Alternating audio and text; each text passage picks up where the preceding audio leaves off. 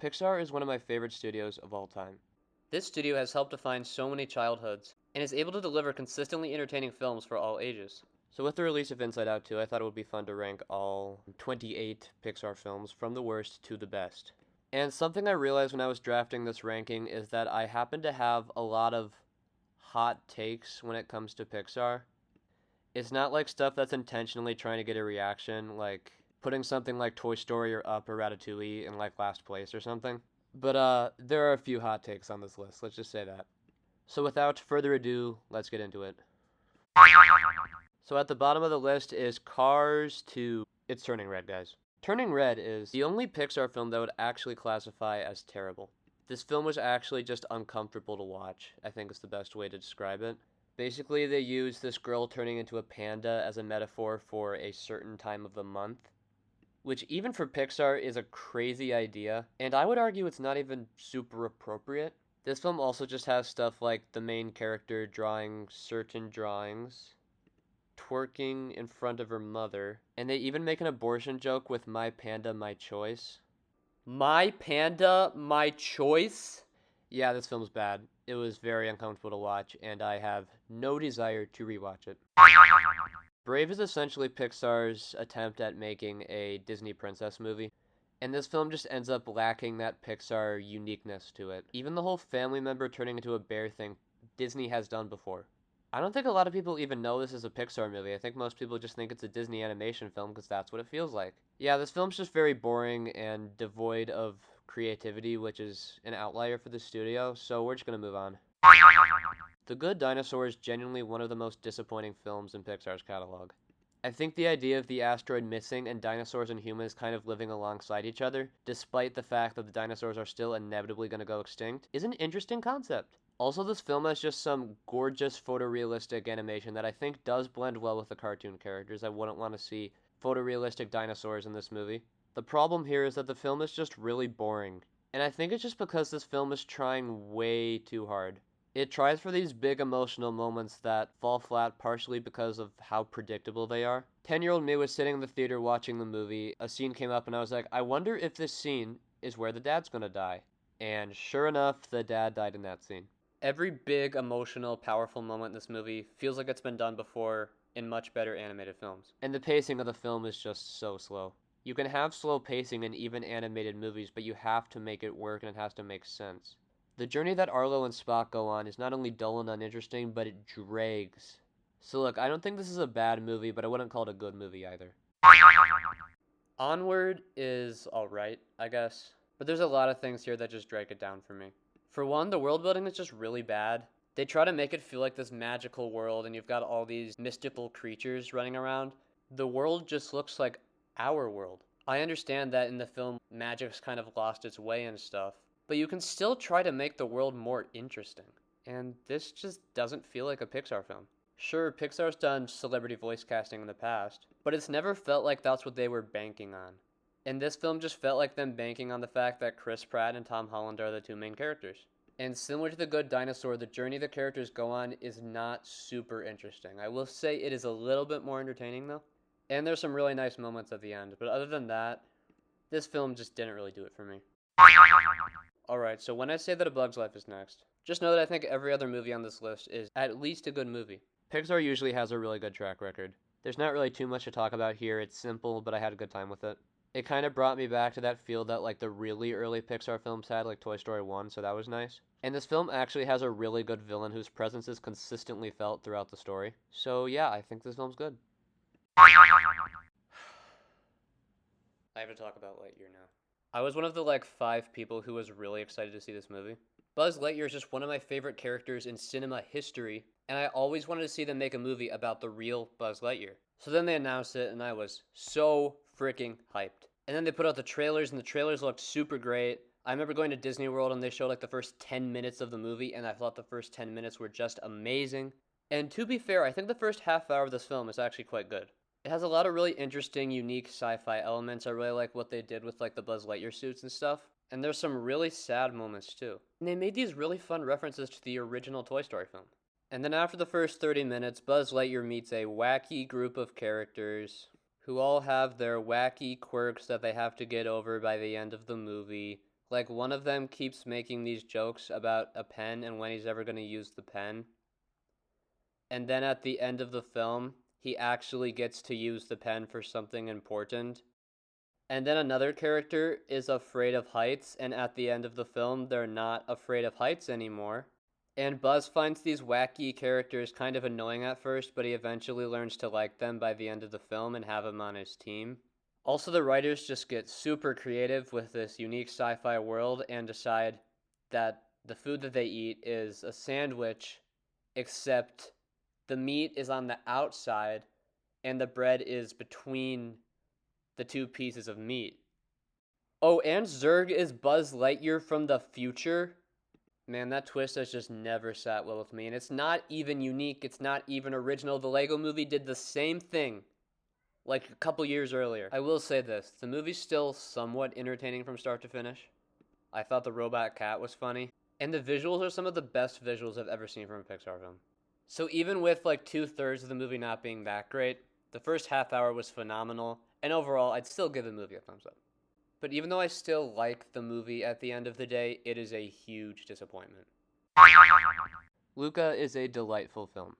I think the characters are a lot of fun. I think the story is a lot of fun. I really like the new animation style, which Pixar's been doing a lot lately, and I'm really liking it. It's just another one where there's not a lot to say. It's a nice little coming-of-age story with sea monsters. I think Incredibles 2 kind of gets a bad rap. As a matter of fact, I saw this before the first Incredibles, and when I first watched Incredibles 1, I actually thought that the second movie was a little bit better. But the first film just ended up sticking with me a lot more. That being said, I think there are a lot of ways that this improves on the first film. Obviously, the animation is a huge step up. The action feels more thrilling and exciting, but I think the key way to differentiate these two movies is with the villains. Syndrome is a cautionary tale of wanting to be a hero too badly, to where he will create threats just so he can look like the hero and stop them, which balances off Mr. Incredible's character perfectly, because he too was feeling that pull, that desire to be a hero again. Incredibles 2 just has a lame twist villain.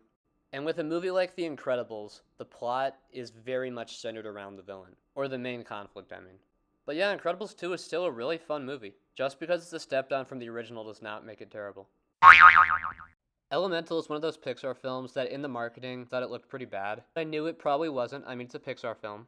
But I was a bit worried for a few reasons. First of all, it was directed by the guy who did The Good Dinosaur. And second of all, it was giving me some serious Onward vibes with, I felt like it was trying too hard to be creative in its world building. Thankfully, I was wrong. It's a really nice love story with an incredibly atmospheric world. And coming off of 2022, which I'd say is probably the worst year for Pixar, this was a really great comeback. Finding Dory is in a similar situation as The Incredibles 2. It is often seen as a significant drop in quality from the first film. But Finding Nemo is one of the greatest films of all time. So being a step down from that doesn't make it bad. I actually think Dory really works as a protagonist. And they handled the memory loss thing respectfully, and it leads to some really emotional moments. Also, this film introduces a lot of fun new characters to the Finding Nemo world. Hank is the absolute standout character here. The final act go a little off the rails, sure, but this is still a very good, visually stunning movie. Alright, so when I say that WALL-E's up next, just know that I still think it's a very good movie. I just don't think it's one of the best Pixar films like a lot of people do. I think this film is a masterclass in visual storytelling. The robots don't actually talk, and I think the first at least half hour of this movie is just the robots. I think this movie says a lot of interesting things about our world, and I mean, come on. Who doesn't love WALL-E? He is such a lovable robot. The Incredibles is a great film. And that's really all I have to say. I've already talked about the Syndrome stuff, and that's the main stuff I really wanted to talk about anyway. So yeah, it's a very good movie with great action, great comedy, and great characters. So back when this movie came out in 2015, 9-year-old me just kind of dismissed it. I was more on the Minions hype train, if I don't say so myself. But I remember in like 6th grade or 7th grade health class, they played this movie, and it actually brought me to tears. I think a skepticism I had going into the movie would eventually end up being one of the primary issues with the Emoji Movie. And it's that if you're having these characters representing certain emotions, certain feelings, are those characters able to emote that much outside of their primary emotion? And yeah, this is just a classic Pixar film through and through. You got two characters going on this journey and learning to accept each other more despite being polar opposites. This film is all about accepting sadness and not trying to shield it from the rest of the world. So yeah, it's a great film. I love all the emotions in it, both figuratively and literally. Inside Out 2 is a very good film. I've seen a number of reviews for this movie that say it's really good but not quite as good as the first one, and I'd actually argue it's a little bit better, but I don't know, that might just be recency bias. Either way, this feels like one of the sequels where it just naturally progresses the story. As Riley gets older and hits puberty and stuff, we get these new emotions coming in. And I think this movie does a really good job of depicting the awkward state of life that is being a teenager. I think anxiety is depicted very well here, and the actual anxiety character is one of my favorite Pixar antagonists. I think my favorite thing about the film is how accurately it's able to depict this stage of life, while still being very accessible to everyone, which is something I don't exactly think Turning Red did. But yeah, I just think this film is fantastic, and if it weren't for Dune Part 2, it would be my favorite movie of the year. Okay, so Coco, without a doubt, has the best world building Pixar has ever seen. The way they present the afterlife here is just next level stuff. I love that you can just tell from the story and how the world works that there was so much thought put into it. In classic Pixar fashion, there are some incredibly emotional moments. And this is a Disney twist villain that I did not see coming at all. And it works so well for the story. So yeah, another absolute win for the studio.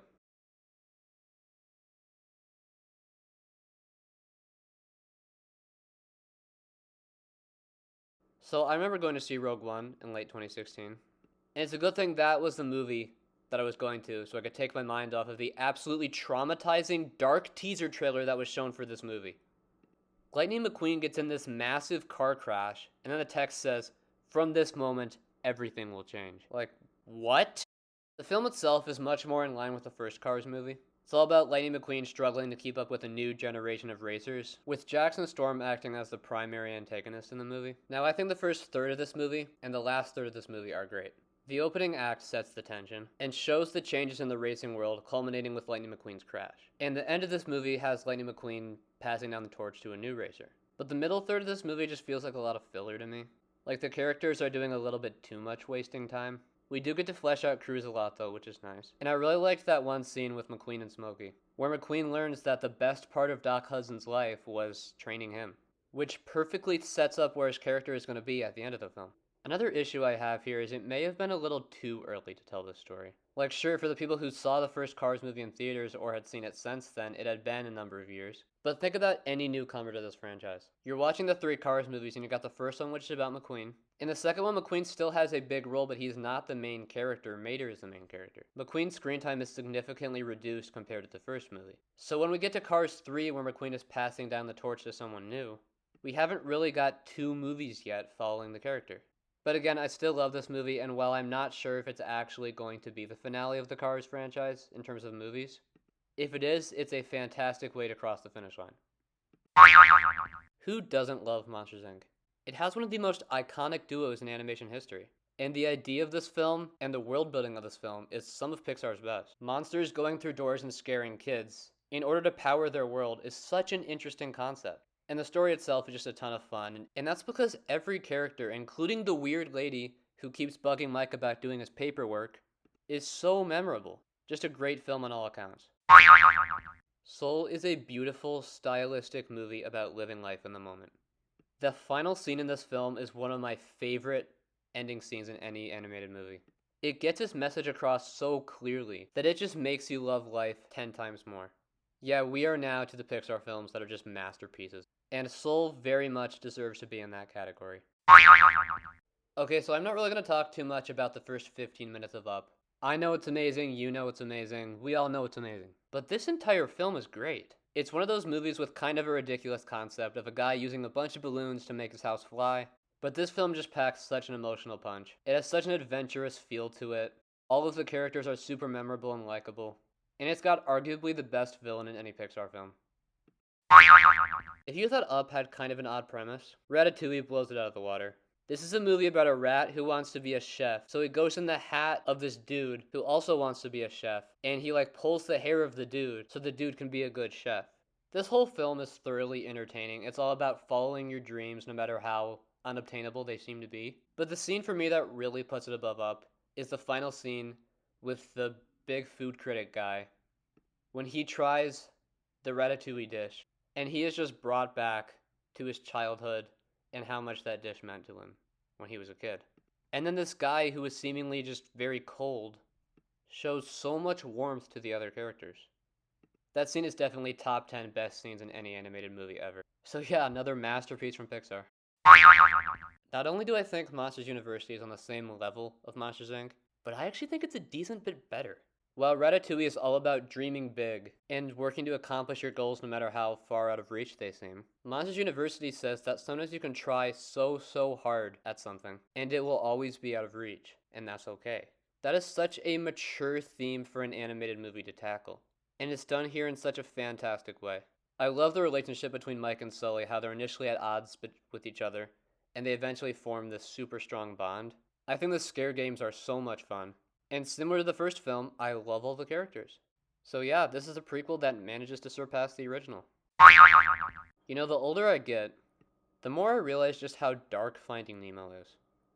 It's about a dad who essentially had his wife and all but one of his kids murdered, and he and this lady with memory loss go on this journey to find his last kid who was kidnapped. But that all being said, this is a Pixar film that is in the running for being the best movie that Pixar's ever made. In this movie, Marlin comes face to face with all of the dangers of the sea, and he learns that despite what has happened, he shouldn't be overprotective of his son to the point of shielding his son from all the great things in life. And that all plays out in a wonderful film. Cars 2. I know it doesn't deserve to be this high, but I don't care, I love it too much. I think the spy stuff is great. It has the best opening sequence of any animated movie. And you've got multiple thrilling, visually stunning races on all these different locations. So yes, do I think this was an odd direction to take the Cars franchise? Absolutely I do. But I'm also so glad they did go in this direction.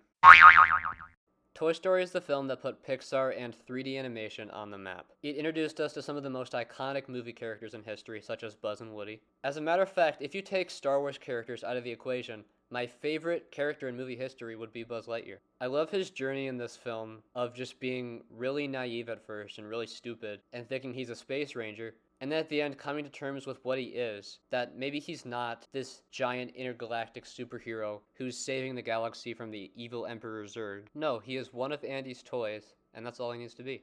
And Woody's great in this film too. I really loved his arc of learning to accept Buzz and accept the fact that maybe he won't be Andy's favorite toy forever. But that doesn't mean he isn't special. So yeah, great film, so many iconic characters. It's something I'm just going to be saying about every other film on this list from now on, basically. So for whatever reason, it's becoming more and more of a cool thing to hate on Toy Story 4, but I will continue to defend this movie until the day I die. I think this film works so well as a character study of Woody, after he finds new meaning in his life, reuniting with Bo Peep, when he had previously felt like he already served his purpose in life and had already done what he needed to do. I'm actually going to do a whole video essay on this film, so I'm not going to talk about it too much here, but yeah, I love this movie. That being said, I'm a little bit nervous about Toy Story 5. Toy Story 2 is one of those sequels that improves on the first film in every way.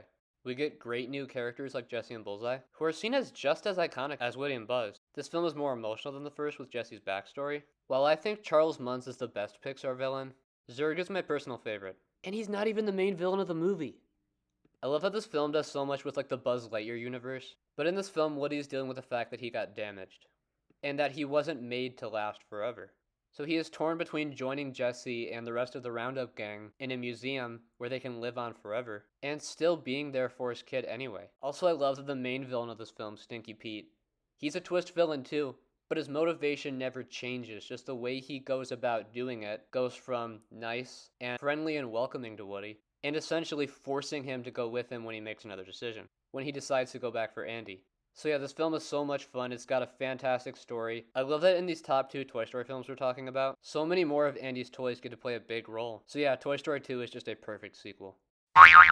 Cars is the movie that got me into movies, and I personally know multiple other people who have said the same thing. While obviously this film struck a huge chord with kids, it's still just as strong as an adult. It's a movie about a race car learning to slow down and appreciate life, which is kind of ironic. But it is so good. And the scene where McQueen pushes Strip Weathers the King across the finish line might be my favorite scene in any animated movie. So yeah, words cannot describe how much I love this film. So I'm going to stop talking about it now and move on to number 1. And the number 1 Pixar movie, the number 1 animated movie of all time, is Toy Story 3. This is the first film I remember seeing in theaters. I remember seeing it in 3D and taking off my 3D glasses and looking at the screen and thinking, huh, that looks kind of weird. So then I put the 3D glasses back on. But seriously, this is a finale that is so perfect that when they announced a fourth movie, people got nervous that they were going to tarnish Toy Story's legacy because of how perfect of an ending Toy Story 3 was. That doesn't usually happen when an ending is so good and so satisfying that people are upset when they announce another movie. This film is all about abandonment. What happens when your kid, your reason for living, doesn't need you anymore? We see how much it destroys Lotso, the villain of this film, who is just a terrible, terrible person. We see Woody learn through this film that just because Andy has grown up, it doesn't mean that the toys can't still serve their purpose. I love the Prison Break aspect of this, where literally all of Andy's toys have a huge role to play here, and that final scene gets more sad and more relatable as each year goes on. So yeah, it's just incredible. I don't know what else to say. And that is my ranking of every Pixar movie. Please make sure to like the video and subscribe to the channel. And respectfully let me know how much you disagree with my Cars 2 take. Thank you all for watching, and I'll see you in the next one.